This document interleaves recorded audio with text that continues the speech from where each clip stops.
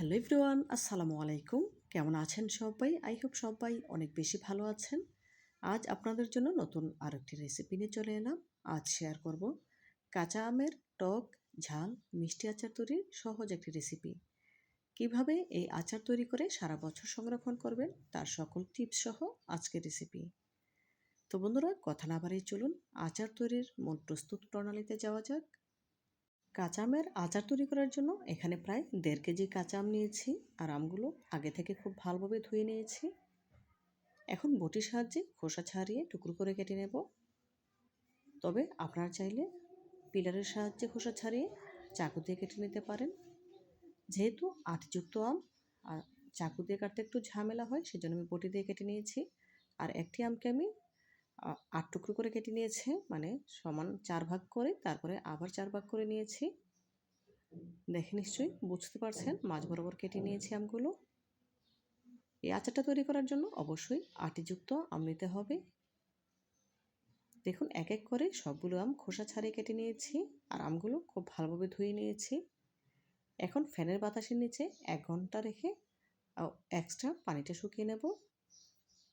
রোদে দেওয়ার কোনো প্রয়োজন নেই, ফ্যানের বাতাসের নিচে দিয়েই আমি আমগুলো শুকিয়ে নিয়েছি। এখন রান্নার জন্য সরাসরি চুলায় চলে যাব। আচার তৈরি করার জন্য চুলায় একটি প্যান বসিয়ে নিয়েছি। প্যানে দিয়ে দিলাম 100 গ্রাম সরিষার তেল, 1 টেবিল চামচ থেঁতো করা রসুন। নেড়ে চেড়ে রসুনটা ভেজে নেব। আর অবশ্যই আচার তৈরি করার জন্য সরিষার তেল ব্যবহার করবেন। দেখুন, আমি নেড়ে চেড়ে খুব ভালোভাবে রসুনটাকে ভেজে নিচ্ছি। রসুনটা যখন কিছু লালচে কালার আসবে তখন এর সাথে অ্যাড করে দেব 1 টেবিল চামচ সরিষা বাটা। দেখুন, এই পর্যায়ে রসুনটা হালকা ব্রাউন কালার হয়ে গিয়েছে। এখন অ্যাড করে দিচ্ছি 1 টেবিল চামচ সরিষা বাটা। আমি এখানে কালো সরিষা বাটা ব্যবহার করব, তবে আপনারা চাইলে সাদা সরিষাটাও ব্যবহার করতে পারেন, কোনো অসুবিধা নেই। নেড়েচেড়ে ভেজে নেব। প্রায় 30 সেকেন্ডের মতো সরিষা বাটা নেড়েচেড়ে ভেজে নিয়েছি। এখন এর সাথে অ্যাড করে দেব 1 চা চামচ পাঁচফোড়ন। পাঁচফোড়ন দেওয়ার পর আরও 30 সেকেন্ডের মতো ভেজে নেব। প্রায় 30 সেকেন্ড পাঁচফোড়ন ভেজে নিয়েছি। খুব সুন্দর ফ্লেভার ছাড়ছে পাঁচফোড়ন থেকে। আর খেয়াল রাখতে হবে কোনোভাবেই যাতে মশলাটা পুড়ে না যায়। মশলাটা পুড়ে গেলে আচারটা কিন্তু খেতে ভালো লাগবে না, বাজে স্মেল আসবে, তখন আর খেতে ভালো লাগবে না। সেজন্য খুব ভালোভাবে মশলাটা ভেজে নিতে হবে। এই পর্যায়ে এর সাথে অ্যাড করে দিলাম আগে থেকে কেটে রাখা আমের টুকরোগুলো।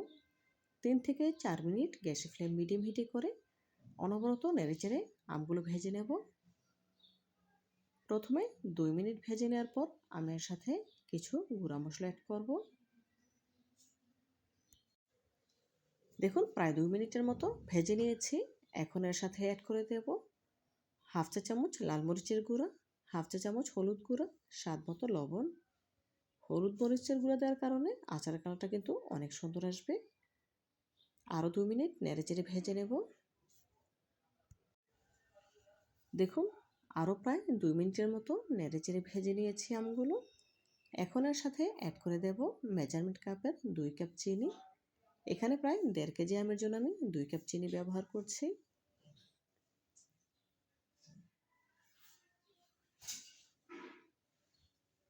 চিনি এবং আমের মাপ যদি পারফেক্ট রাখেন, সেক্ষেত্রে আচারের কালারটা অনেক বেশি সুন্দর আসবে আর খেতেও ভালো লাগবে। দেখুন, খুব ভালোভাবে নেড়েচেড়ে নিচ্ছি।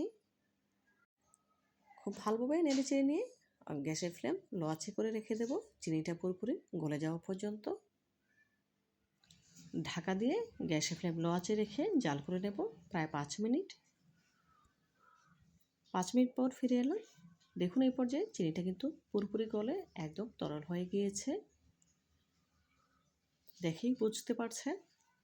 খুবই আলতো হাতে একটু নেড়েচেড়ে দিতে হবে, খুব বেশি জোরাজুরি করে নাড়া যাবে না, এতে করে আমগুলো গলে যেতে পারে।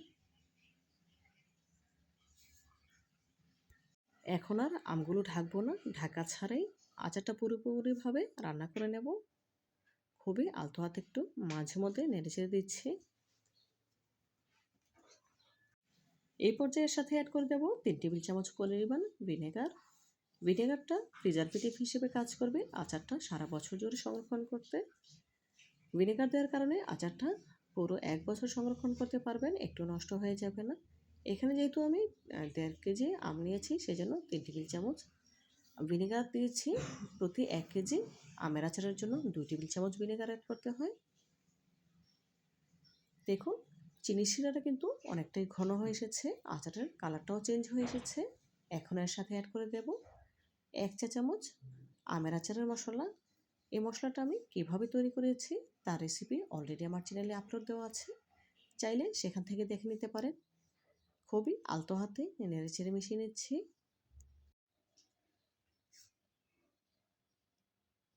দেখুন বন্ধুরা, এই পর্যায়ে আচারটা আমার মোটামুটি রান্না করা হয়ে গিয়েছে। এখন আপনাদের দেখে দেবো আচারের ঝোলটা কতটা ঘনত্ব হবে। খুব বেশি ঘন করে নামানো যাবে না, এতে করে আচারটা খেতে ভালো লাগবে না, আচারটা চিটচিট লাগবে। এখন একটি বাটিতে আমি আচারের ঝোল তৈরি দেখাচ্ছি। দেখুন আচারের ঝোলের ঘনত্বটা কতটা হয়েছে দেখে বুঝতে পারছেন। এর থেকে বেশি ঘন করতে যাবেন না, তাহলে কিন্তু একদম চিটচিটে হয়ে যাবে। এই আচারটা যখন পুরোপুরি ঠান্ডা হবে তখন কিন্তু আরও অনেকটাই ঘন হয়ে আসবে।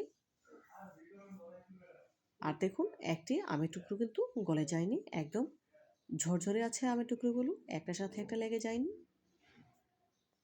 এই অবস্থাতে রেখে গ্যাসের ফ্লেম অফ করে দিয়েছি। অপেক্ষা করব আচারটা ঠান্ডা হওয়া পর্যন্ত। আর আচারটা ঠান্ডা হবার পর সার্ভ করে আপনাদের সাথে শেয়ার করব। আচার পুরোপুরি ঠান্ডা হবার পর এখন একটি সার্ভিং প্লেটে সার্ভ করে নিচ্ছি। এই আচারটা 1 বছর জুড়ে সংরক্ষণ করতে হলে অবশ্যই কাচের বয়ামে সংরক্ষণ করবেন। আর মাঝে মধ্যে একটু রোদ্রে দিয়ে নেবেন, এতে করে সারা বছর সংরক্ষণ করতে পারবেন, একটু নষ্ট হয়ে যাবে না। দেখুন আমের আচারের ফাইনাল লুক মাশাআল্লাহ, দেখতে কতটা সুন্দর এবং লোভনীয় লাগছে। দেখতে যতটা সুন্দর হয়েছে খেতে ততটাই সুস্বাদু। আপনারা একবার হলেও আমার রেসিপিটি ফলো করে এই আমের সিজনে কাঁচা আমের টক ঝাল মিষ্টি আচার তৈরি করে খেয়ে দেখবেন, ইনশাআল্লাহ অনেক বেশি ভালো লাগবে। তো বন্ধুরা আজকের মতো বিদায় নিচ্ছি, দেখা হবে নতুন কোনো দিনে নতুন কোনো রেসিপিতে। ভালো থাকবেন সবাই, আর আমার জন্য দোয়া করবেন যেন প্রতিনিয়ত এমন আরও নতুন নতুন রেসিপি আপনাদের উপহার দিতে পারি। পরবর্তী ভিডিও দেখার আমন্ত্রণ জানিয়ে আজকের মতো বিদায় নিচ্ছি। আল্লাহ হাফেজ।